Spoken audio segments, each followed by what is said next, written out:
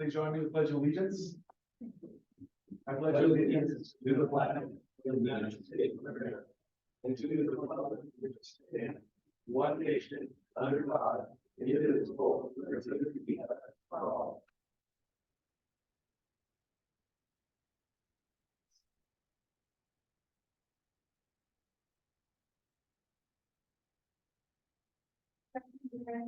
Here. Director Adams. Here. Director Beck. Here. Director Clayton. Here. Director Brown. Here. All right, moving on to agenda item number 1, minutes of the regular meeting held January 26, 2023. I make a motion. I second the motion. All in favor? Aye. Agenda item number 2, minutes of the special meeting held January 30th, 2023. I make a similar motion. Approve as written. Second. Second. All in favor? Aye. Agenda item number 3, committee reports. Thank you, Mr. President. We've had a couple committee meetings. One was the Admin and Financial Committee. We met to discuss the restaurant lease, more to come in closed session. The second was a Business Park Committee meeting. We just met about an hour ago. And again, more to discuss in closed session. Perfect. Let's go on to number 4, General Manager's report. Thank you, Mr. President. So I attended a countywide tourism and hospitality industry roundtable. This is the second part, and I believe a 4-part series. We discussed the housing shortage in Santa Barbara County. Many companies are in dire need of homes in the county. Businesses are finding it hard to employ people because they can't find housing, and anyone who can afford to live here for certain industries. So there was a lot of discussion on some sort of business funded housing, more to come at the next meeting, but it's more of a gather thoughts and presented at the end. So although the district isn't feeling this directly, we do need Vandenberg Space Force base to grow. It helps in our air service efforts. It is one of the things we push with our airlines. And they are having trouble getting people to move out here as well for not finding housing, expenses, that kind of thing. So I also attended an EDC meeting, which kind of directly ties into this call.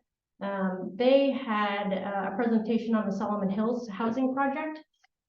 They had shown us a presentation where SBCAG showed regional growth forecast of having population and jobs outpacing households in Santa Barbara County. Vandenberg is also growing. They're expected to have over 8,000 high-paying jobs by 2033, and I apologize. So this will certainly help our efforts in attracting airlines. It is, again, one of the things we've been talking to, and we added this information in our last presentations last week. The housing project will provide up to 4,000 more units in a centralized location just south of here, and it'll be a sustainable and resilient community. And in that, for support of that project, I'll be writing a letter to the Santa Barbara County Planning Commission throwing support for that as well for the district. I have provided the presentation I saw on the iPads if you're interested in learning more on that. Glenn Morris of the Chamber facilitated a call between Salud Carvajal's office and SkyWest Airlines to offer our community support for their Part 135 petition with the DOT. Call went well. We have follow-up from Carvajal's office, and SkyWest has responded back with the application that they needed to bring back to DC. This will allow them to conduct scheduled passenger operations as a commuter air carrier. So, good news for SkyWest. I attended the Meet and Hunt conference last week. President Moreno was there, Glenn Morris with the Chamber, and our community liaison, Jim Bray. It was a great meeting. I think you took a lot out of that. I'll leave it to you in just a minute, but a couple takeaways is that travel is up, but capacity is still down. The business traveler has yet to return to 2019 levels, and they don't know when that will really come back.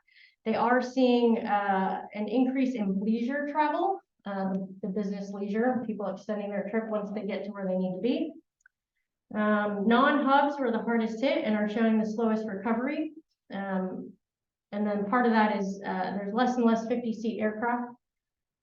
Regional pilots are hit the hardest in the current pilot shortage, and there hasn't been any changes in the scope clause, so there's less and less options for non-hub expansion. I had 9 meetings last week, all were very good.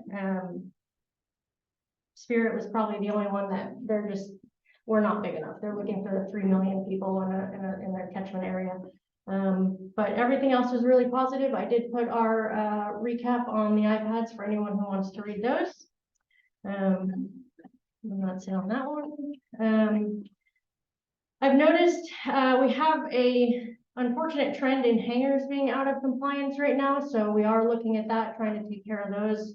More to come on that. We'll probably bring back a couple things to the full board next meeting. But we are working to get all our hangars back in compliance. Rick, Carla, and I had a good call with the FAA on Tuesday to discuss our vehicle pedestrian deviations that all occurred in 2022. We had 3 in the year of 2022. We came up with some action items. We're going to start implementing those shortly. One of those is going to start doing quarterly or biannual meetings with a core group of our tenants to keep them apprised of what we are doing, what we are being held accountable for, and what we need them to keep up with. So we're going to do that. We have our first one set on Tuesday, which will be nice. And then we are currently going through our FAA inspection. Our inspector arrived yesterday, went through some of our training. Today she sat with us all day. She's going to be doing a night inspection tonight. Going well so far. We'll get more information for you at the next meeting when it's actually concluded. We have our debrief tomorrow. And that is all I have. Awesome. So I just want to add to the meeting hunt. It was a great learning experience. More than a couple of airlines, when I introduced myself as a representative from Santa Maria, they were like, "Oh yeah, like, we know where that is. We've got our eyes on you guys." So that was pretty exciting to hear. The amount of work and just data and everything that these network guys deal with to determine new spots is pretty impressive. So yeah, I see now why it's not something that happens right away, but it's good to know that we have eyes on Santa Maria. So And yeah, it's a marathon, not a sprint, it's a right? marathon, not a sprint. So And they are also dealing with supply chain issues as is everyone else. So a lot of the airlines are having a hard time getting the aircraft they have on order even coming in to expand to the things they've already promised. So that's becoming a real issue too. great. So moving on to agenda item number 5, Manager of Finance and Administration report. Thank you, Mr. President. I provided the demand register for your review and approval. Motion be approved. I second. All in favor? Aye. All right, and then item number 6, District Council report. Thank you, President Marino. I'd like to report.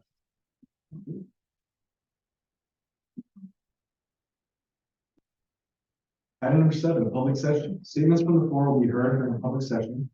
Request to speak forms are provided for those wishing to address the board. After completing the form, please give it to the clerk. Requests requiring board action will be referred to staff and brought on the next appropriate agenda. Members of the public are cordially invited to speak on agenda items as they occur. Staff reports covering agenda items are available for review in the office of the general manager on the Tuesday prior to each meeting. The board will establish time limit for receipt of testimony, which in this case is 3 minutes. The board reserves the right to establish further time limits for receipt of testimony. So the first one I have here is a Robert Davis.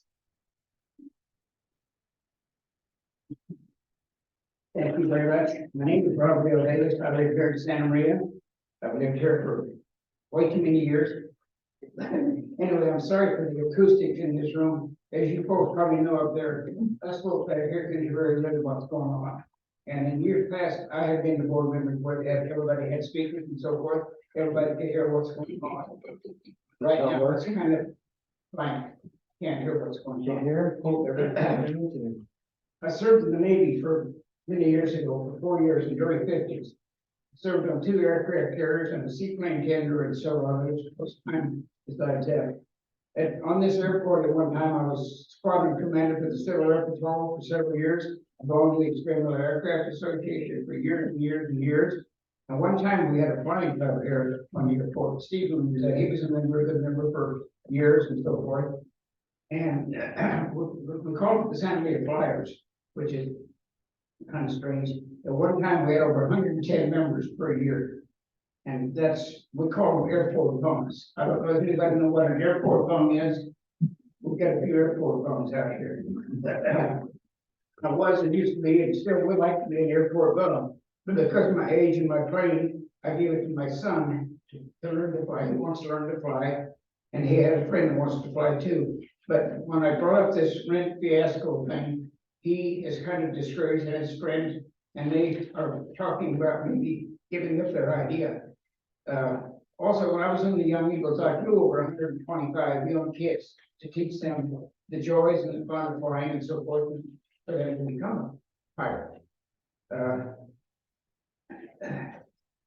I know the board members some of them are trying to discourage airport bums. They want only the rich people to be on the airport, but that's kind of a shame to me. I've been a lieutenant for over 40 years on this airport. I missed one rent payment 1 month, forgot about it or something. They reminded me, they never penalized me. I appreciate that. But I've been a good renter, I think, as a hangar tenant. I've been paying the past 2 months. I've paid with 2 paychecks. I paid my regular and the second one I labeled a penalty for being a good tenant. Why are you penalizing good tenants? And also, I don't think that starting the meeting at 6 o'clock is good for working people. I think it's kind of hard getting off your job and getting to work and getting here and finding a seat at 6 o'clock. It kind of doesn't work out good. And I think I've already mentioned the sound system.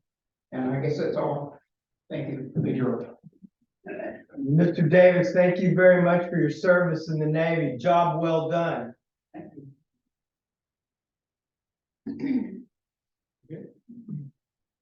Next, we have Jen Malone.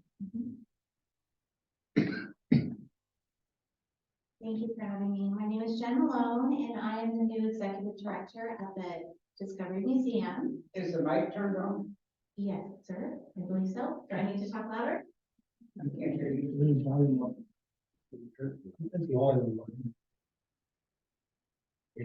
Oh, sorry, I didn't see that. I'm not sure. Rick, you can turn them all a little bit, just, we'll start here squeaking if you do it too much. Try that. Nice people. in the back. Well, that. Using Bob as. You can bring your mic closer. Oh, hello. There you Yeah, you'll just. My name is Jen Malone. I'm the new executive director at the Discovery Museum. I've been on board there for a few weeks now, and I heard about something called a kite festival. So I would love to pull this together again this year, but I'm coming to ask you for your support as you have done in the past for the kite festival. I wasn't sure how much speaking time I would have today, so I do have packets with everything all detailed for you if I need some of that today.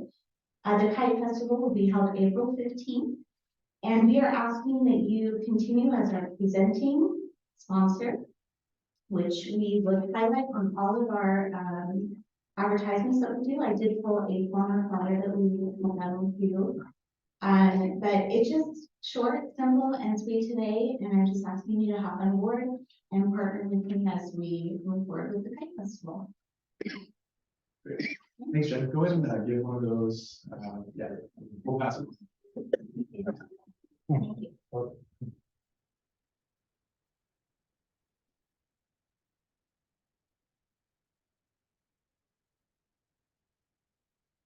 Okay, and I have one more requesting to go after item 10, so we'll hold off on that.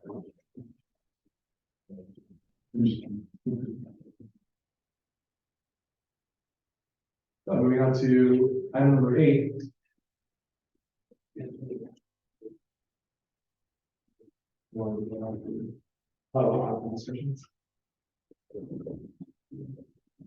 Resolution of the Board of Directors in San Maria Public Airport District adopting a policy regarding the removal of abandoned aircraft. Thank you, Mr. President. So this is an add-on to resolution 860 that was passed in 2018. That resolution allowed for us to move derelict aircraft from the public view over to beyond the jet center out of public view because they were broken down aircraft with missing parts.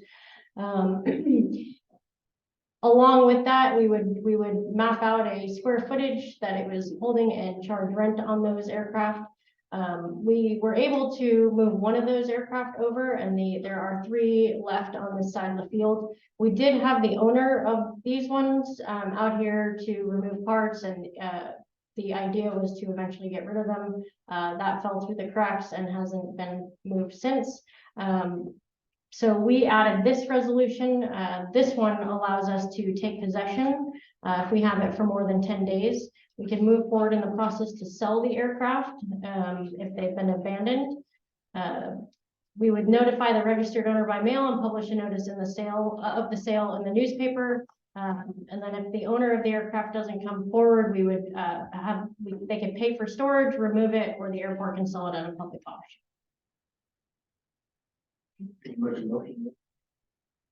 I'll make the motion to accept it. Okay. Let's call for the vote. Call for the question.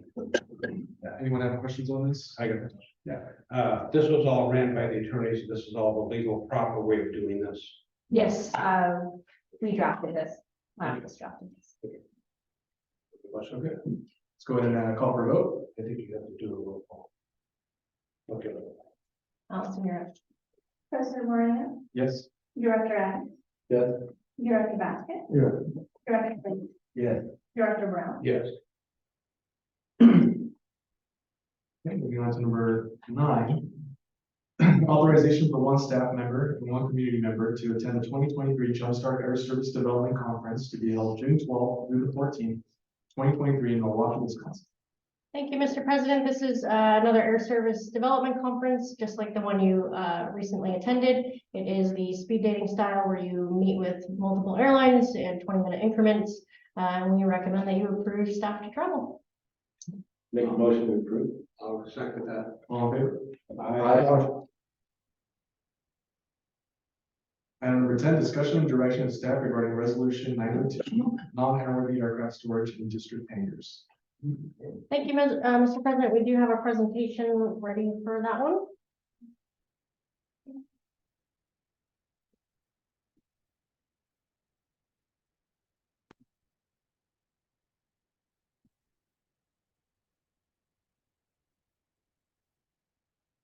Can you tell me which one is I can't read that, Harry. Which one is the? Keep going. Keep going. There you go. Yep. Sorry, thank you.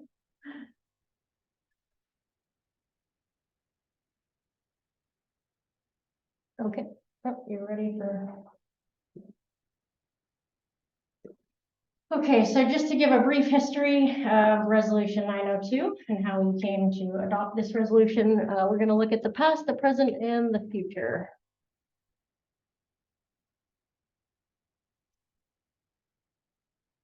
All right, so in the past, we've had hangars used for storage. In these cases, no aircraft were registered in these hangars. When I first started, we had we didn't even have a official list of all the tenants and their aircraft. We started gathering that information, working on Prodigic to enhance the software. And so now we have that in place. There have been tenants that were have left because they did not have aircraft and it was just for storage. So that was where the process started. So currently we have added the non-airworthy aircraft storage fee to encourage aviators to become airworthy. Simply put, the more people flying, the better the aviation community. And the future of the district is to build a strong aviation community with the aviators contributing equally to the local aviation economy, including local aviation service providers. And so 2014, we had hangars with garbage and hazardous materials on the floor. 2023, we're encouraging every tenant to have airworthy aircraft. By 2025, we're hoping the majority of tenants are up and flying. This is one of the hangars from the first year I said, 2013, I think. This is what we currently have out there. mostly storage for non-airworthy aircraft. And that is what we would love the future of our hangar tenants to look like, is airworthy aircraft, people using it for the intended purpose. If you look at our fee schedule, we are still the lowest, even with our fees. So the first one is our current fee schedule. The second one is with the 20% surcharge for non-airworthy aircraft. Lompoc is just above that. Then San Luis, Monterey, Santa Barbara jumps up there $1 per square foot. And then comparing it to a storage facility, I think they're at $1.42. But even with our fee, we're still below any other neighboring airport. That's all I have.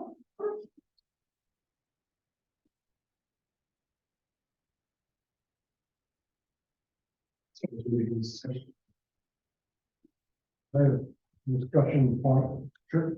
Number one, people in here, I agree that they should not be used as storage, nowhere, absolutely agree with that. I think that problem will eventually get resolved with more people who are coming here or are here and are able to return to active flying. I believe it's absolutely wrong to jack up and penalize people, just like we heard, who have been here for a long time and have aircraft in the hangars that they still contribute to aviation, and to penalize them for being good tenants. Bad tenants, one good thing, but good tenants, no. I think the discrimination against the termination of flyable aircraft versus non-flyable for a period of time is a big problem. For instance, one of the things that led to this resolution was that by encouraging more flying, there'd be more fuel used. But good. Each gallon of fuel, we get 6 cents. I'd like to ask Director Brown how many gallons of fuel he's used in this last year. My airplane? Dave, I'm not here to answer your questions. But don't, you're gonna carry the end of the discussion? Well, I'll tell you. You're asking me a personal question there. No. I will tell you that I did a lot more in mine than you did in yours. But when we 1 hour, we get up all your gas, but anyway, the short answer is I had asked for a financial analysis of using an average of 10 gallons an hour for a 172, which is a typical light aircraft, and flying 100 hours a year, which is probably twice to 3 times the actual flight. And how many dollars that would bring into the actual coffers of the airport. And I think it turned out to be about $60. So we're putting a lot of people through a lot of misery for $60 at most on an average airplane. And my view is we should return to the original conditions, your inspections for things that are don't have airplanes in there, absolutely correct. For messy hazmat in there or messy hangars, they should be cleaned up.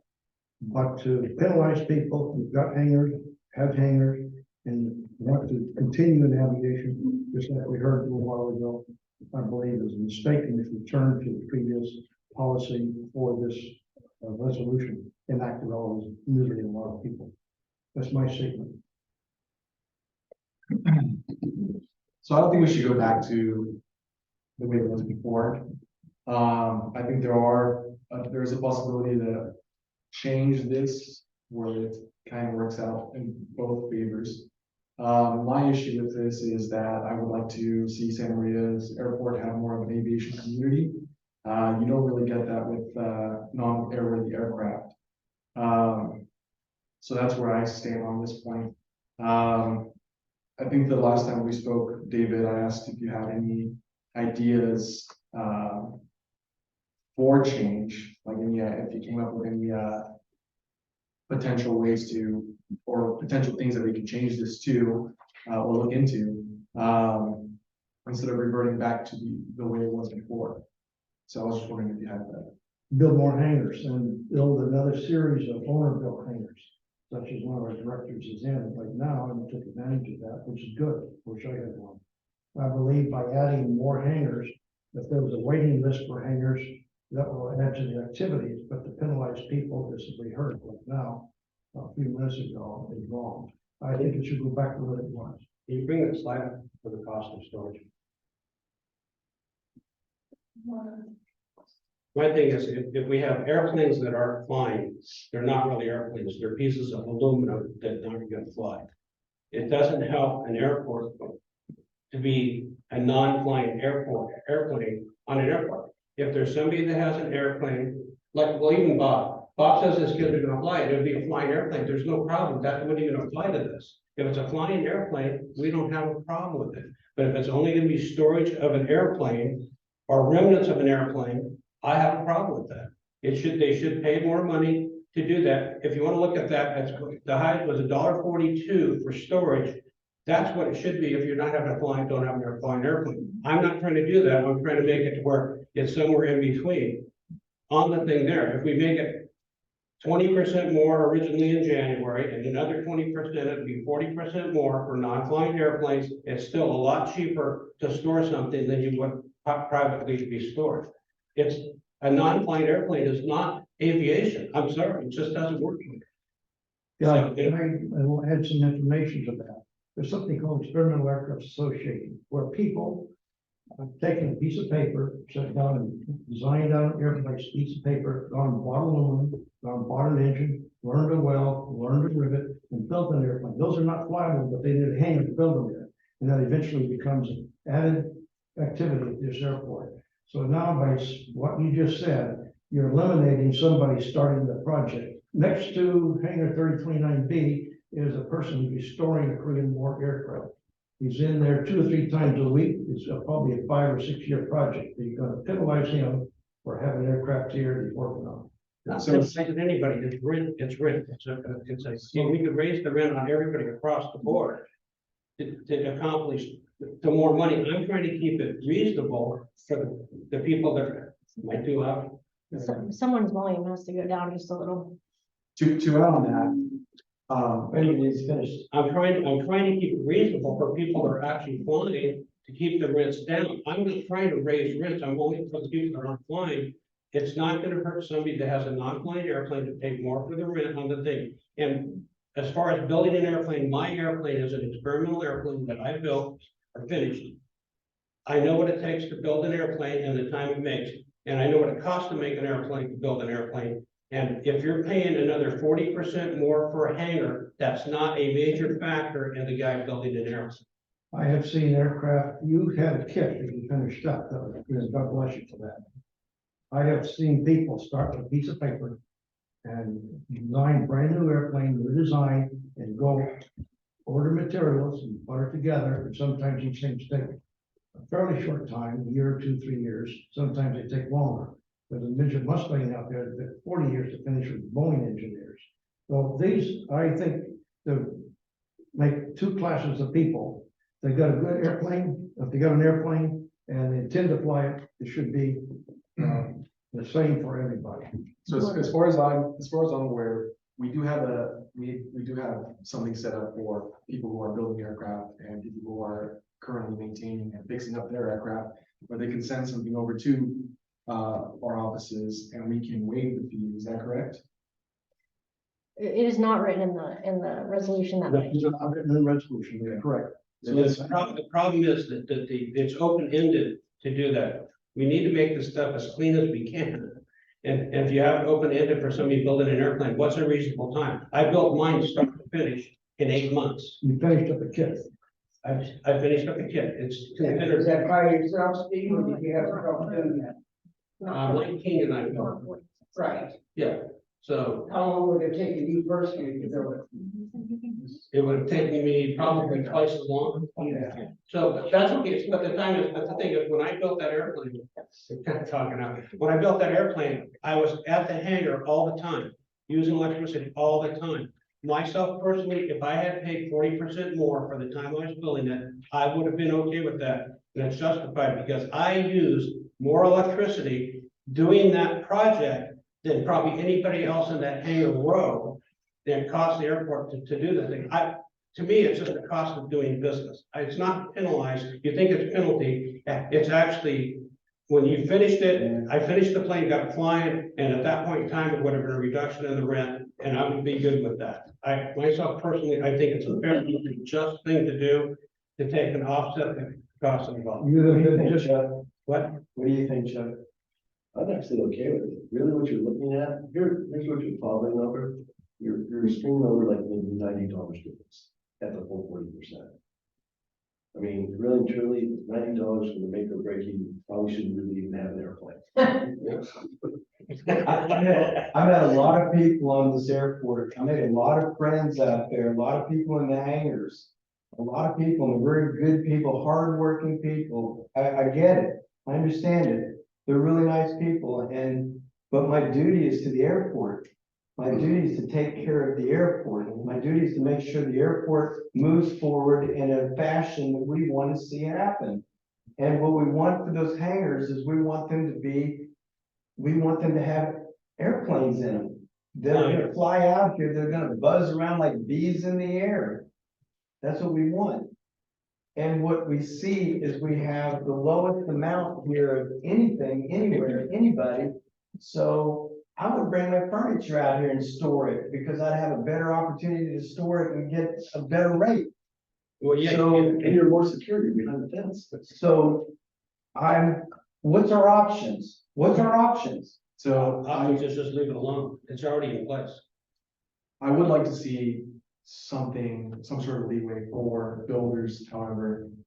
So if we could figure out a way to add that into the resolution and figure out a timeline that works best for all of us. In terms of like how long it should take for a builder to build. I think there should be a committee basic, because the It thing will is, be. it's not reasonable to have somebody build an airplane. Because we're doing- 50 years. So what I'm saying is we're doing that already. We're already doing that leeway. So. Right now, we're not. It's not part of the thing that's actually in there now. There's not. Correct, that is not part of the thing. I can issue waivers for other things, but that would be issuing a waiver for specific things, like we've had tenants with health issues, we've had tenants request it for supply chain issues, all those have been approved. We have currently, I believe, 40 tenants who are being charged the non-airworthy fee. But anybody who's requested it really has been approved because it's been valid request. As to why their aircraft that was already basically it was already airworthy, it's probably just not on its annual for various reasons. These were not planes that had been not airworthy for several years. I mean, she has the ability to, so if somebody's building an aircraft, hey, I'm in the middle of building this aircraft. They can send in a letter, they get a waiver and off they go. It's not really written in the resolution that way at all. If that's added to the resolution, that's different. We It's can added to the So resolution. what's a reasonable time? Do you think it's open-ended, so we can let this go for 20 years? There are people who only are able to work on the aircraft for a few hours a week, unlike you were able to work much more.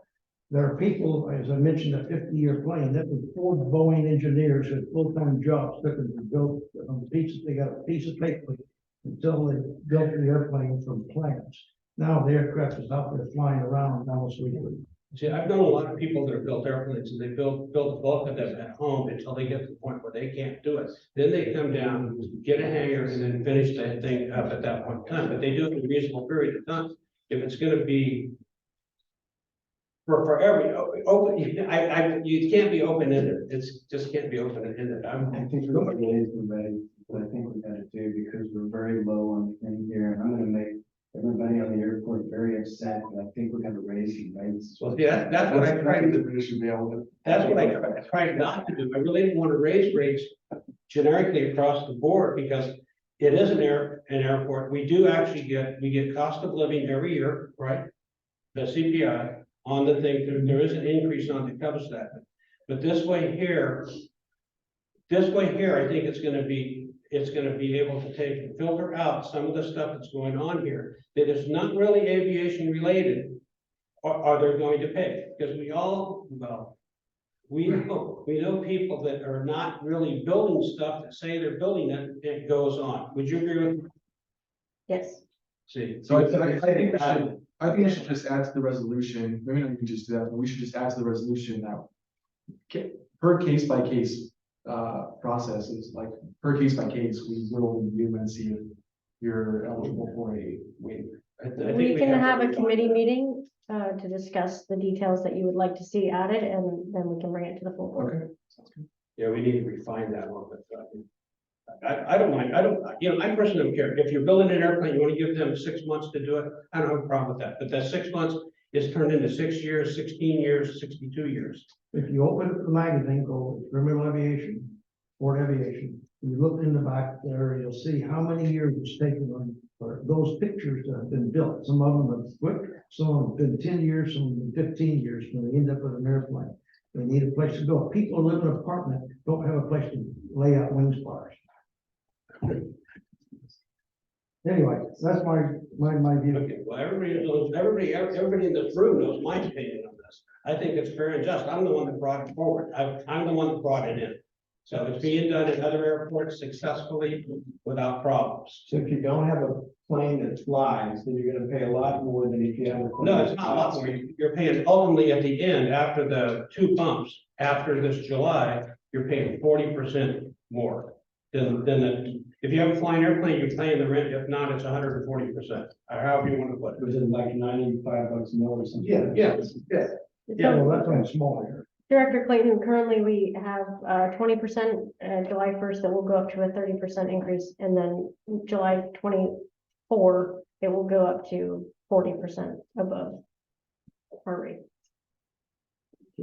But you have an airplane, you can register an airplane, you can rent, I think it should be equal across the board. Well, I don't. Okay. I disagree. We've already established some instead of committee meetings, so we'll go ahead and talk about some of the committee meeting, and we'll figure it out, I think, down the lines. So with that being said, I did have one public session, we wanted to speak after this discussion, so we have a Tom Mueller.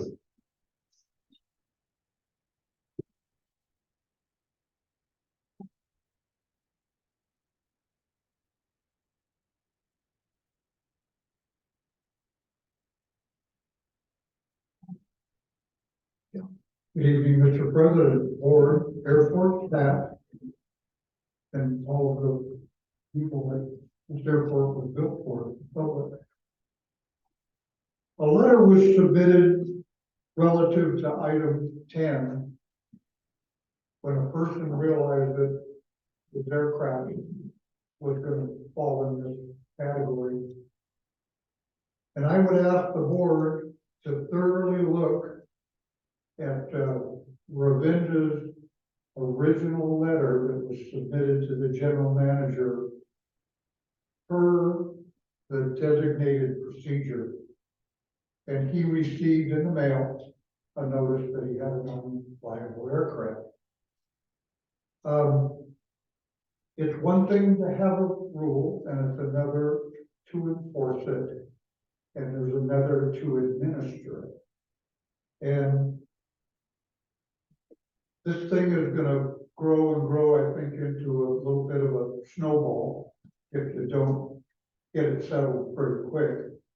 Because there's a lot of people out there that I've talked to that think that this isn't fair and it isn't equitable. And having worked all over the state of California, worked at a lot of small airports, some of the airports that were interviewed for this thing that you guys have done, it's you go back through and see what they're doing now. They're catching a little bit of problems, and they're catching problems. Just such a simple thing of where they're putting the money that they're receiving for these charges. It's a very specific thing that's causing them a lot of problems to roll it back. Ravinder couldn't be here tonight, and I know he sent another letter. And he's someone that is a big part of the airport. But he sent a letter to the general manager. I'm sure you guys have a copy. He said he got a copy that he's gonna give me, and he was really disappointed when he got that little notice. So, that being said, you can have an exemption if you send a letter, but I couldn't understand why he got a notice. I'd like you guys to look at that and do something about it. And it's It's like a snowball that sounds like a train. Appreciate being able to come here and speak my piece. And I wish you guys a lot of luck. And I'd like to see the board come together and make this work. By the way, Mr. President, the meetings are getting good. You're doing a good job, man, for somebody that's new. You're not new anymore. Thank you so very much, everyone. Okay, moving on to agenda item number 11. Discussion and direction to staff regarding website upgrades for board meeting video links.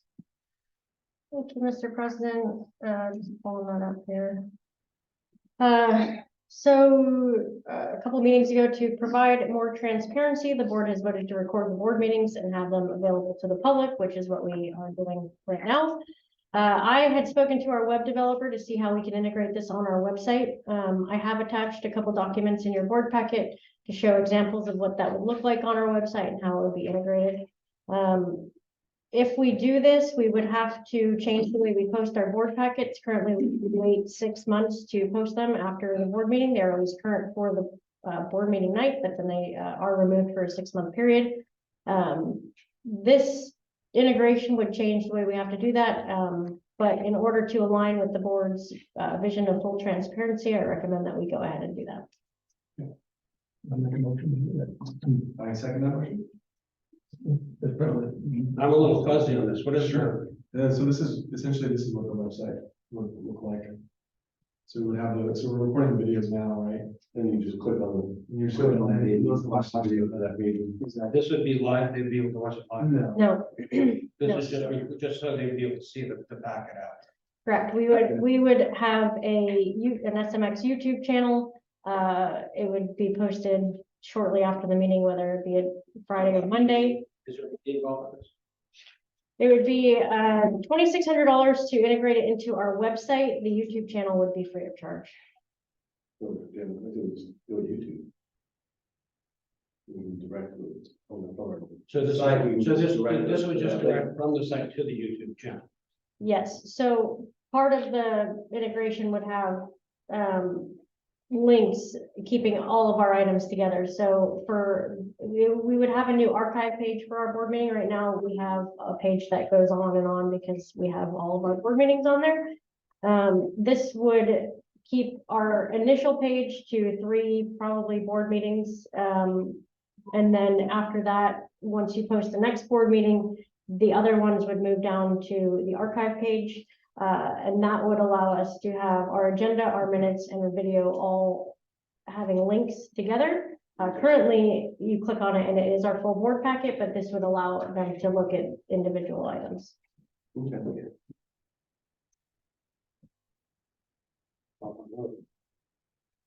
Call for a vote. Make a motion. No, I also, I think it- It was first and second. It was. Yeah. I just vote, I vote yes. Yes. Yeah.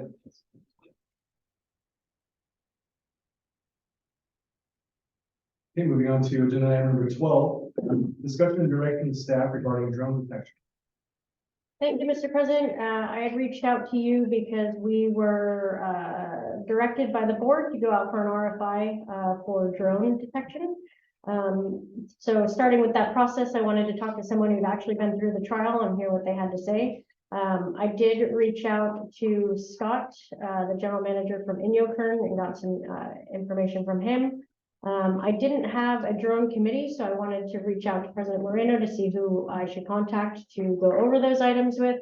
And he asked me to put this back on the agenda. Yes. I would like to see, I'd like to see this drone thing dropped. We can go through a lot of process. Drone detection, I know Dave's worried about World War III on the drones, but we can't do anything about it. That's the bottom line, is we're just spinning our wheels. No matter what happens, with whatever information we find, there's nothing we can do with it. We have no power. I'd like to see us stop beating this. Wow, I saw. Did we send everyone that information that you received from? No, I can. Would it be okay if I read it here, actually? Yeah.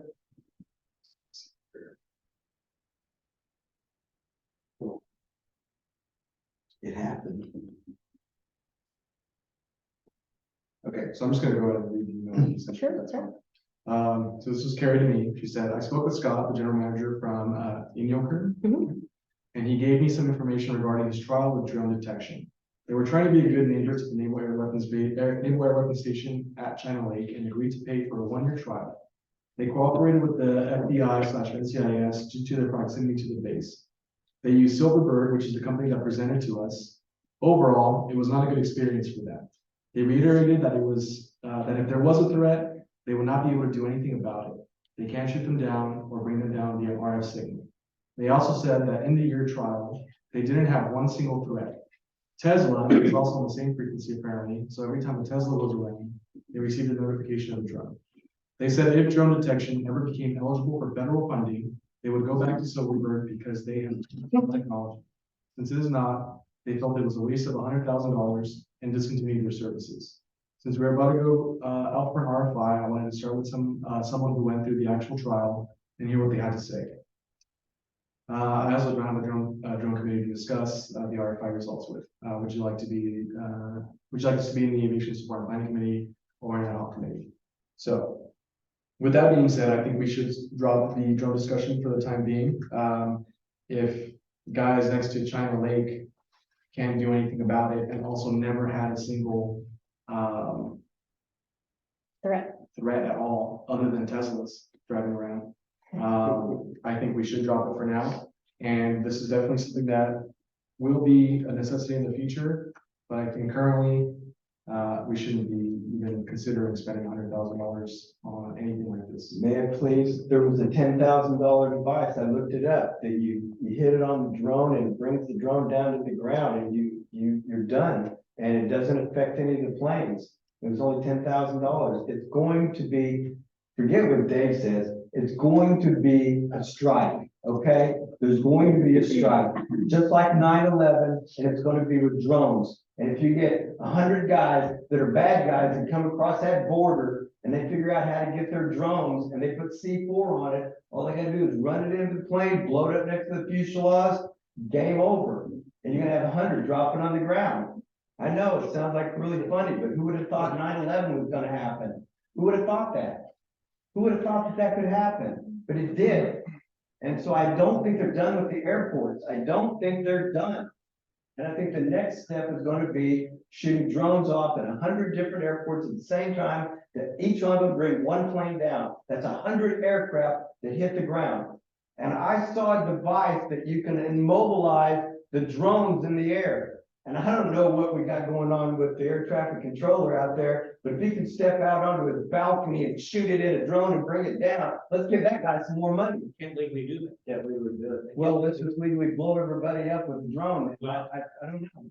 We're not. I mean, we're really, I'm trying to go anywhere, but that's what's gonna happen. I think that should be looked into, maybe a device like that, to have somebody out there that's already out there, that they wouldn't pay money for it. They could bring a drone down if it required that, with just that device. I don't know. I just know that that's gonna come up, and I don't think Dave is off the mark. It might not be next year, it might be 10 years from now, but something's gonna happen, and it's gonna be with drones on an airport. Well, maybe That's all I got. down the road, but right now I don't think we have any power. That's what I was saying too. Down the road, definitely see drone detection and drone mitigation being a huge part of airports, but currently at this stage, I don't think it's just. I would like to, since I'm the person who initiated this, I'd like to add some additional information. Sure. The drone mitigation and the drone threats have been growing exponentially over the last 24 to 36 months. Well beyond what the Silverbird experiment was. I'm familiar with Silverbird.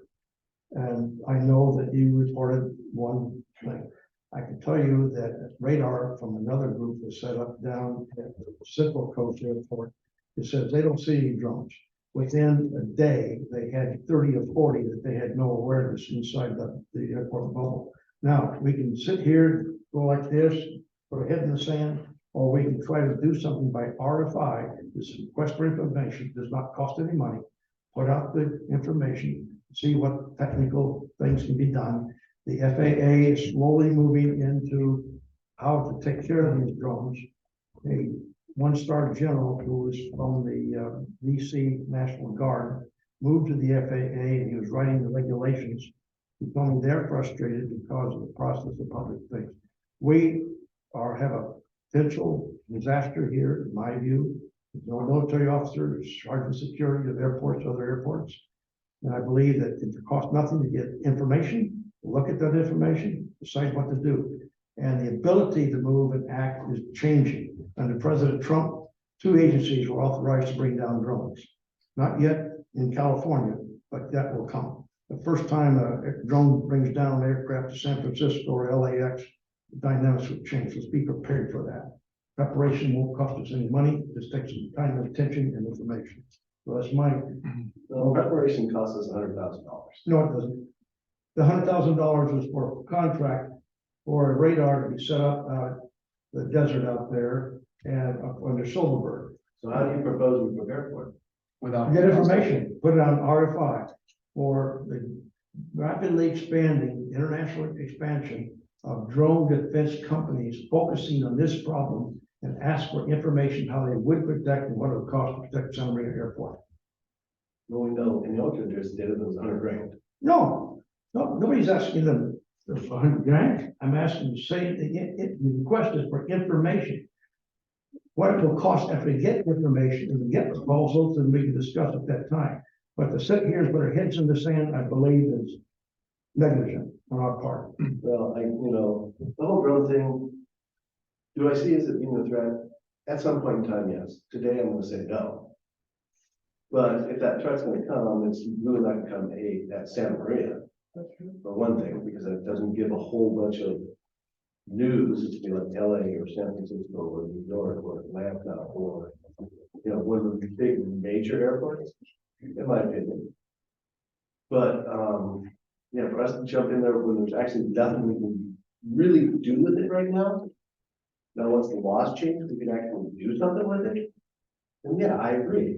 But at this point in time, that's a waste of time and effort and everything else. It doesn't cost anything, like it says. That's what It costs, let's back up. You say it doesn't cost it, it costs to do that. It costs their time to go out and do this stuff. It takes time to do that.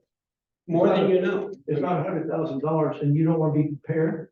Now, I can tell you that a movie script was written by a highly connected individual that showed the drone intercepting a DC-10 tanker coming to Santa Maria. And that movie may be coming up, a bad guy moving, deliberately knocking down an air tanker to Santa Maria.